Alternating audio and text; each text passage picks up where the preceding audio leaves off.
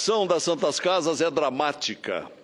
É lamentável termos que reconhecer a todo momento esta dura realidade que virou lugar comum. Enfrentam as Santas Casas crises que é o resultado desta combinação: tabela do SUS defasada, que não cobre os custos com os procedimentos médicos, dívidas bilionárias, em parte ao menos causadas pelo subfinanciamento, dívidas tributárias e problemas de gestão.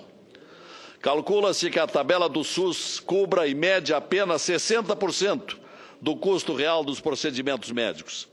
Em 5 de janeiro deste ano, de acordo com matéria publicada pelo jornal O Globo, as Santas Casas e hospitais filantrópicos do país possuíam dívidas de pelo menos 17 bilhões de reais com funcionários, bancos e órgãos públicos. Em 2005, a dívida era de 1 bilhão e 800 milhões de reais. Além disso, há dívidas tributárias que superariam os 15 bilhões de reais, sempre dívidas estratosféricas.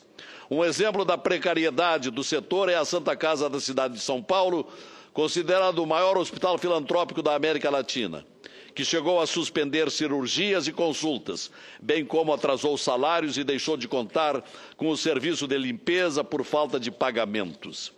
O caso, no entanto, não é situação particular da capital paulista, é problema nacional e bem conhecido. É estimado que 1.700 dos 2.100 hospitais filiados à Confederação das Santas Casas de Misericórdia, hospitais e entidades filantrópicas, operem com déficit. As Santas Casas reclamam da defasagem da tabela do SUS. Esse pagamento a menor seria responsável por déficit de mais de 5 bilhões de reais por ano. Haveria, além disso, um efeito colateral do subfinanciamento do SUS. Obrigadas a conviver com déficit, são obrigadas a se endividar junto aos bancos, que cobram, evidentemente, taxas de mercado.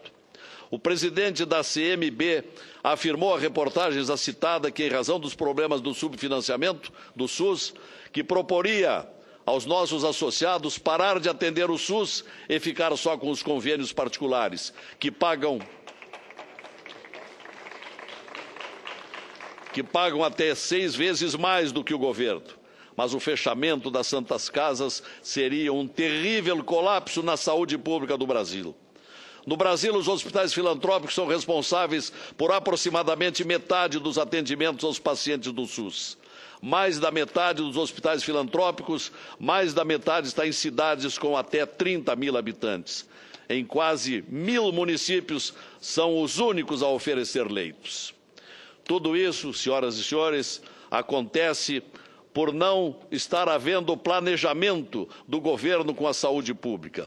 Não tem havido política de Estado com a saúde, como bem assinalou aqui o Dr. Júlio Dornelles Matos, cujo esforço incansável tenho acompanhado há muitos anos lá no Rio Grande do Sul.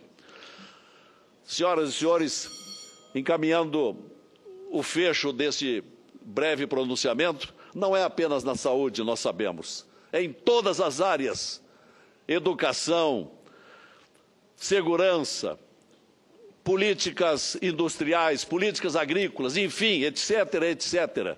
Mas com a saúde não pode se facilitar. A saúde é decisiva, porque um país sem a saúde de sua gente não tem felicidade e não produz o desenvolvimento.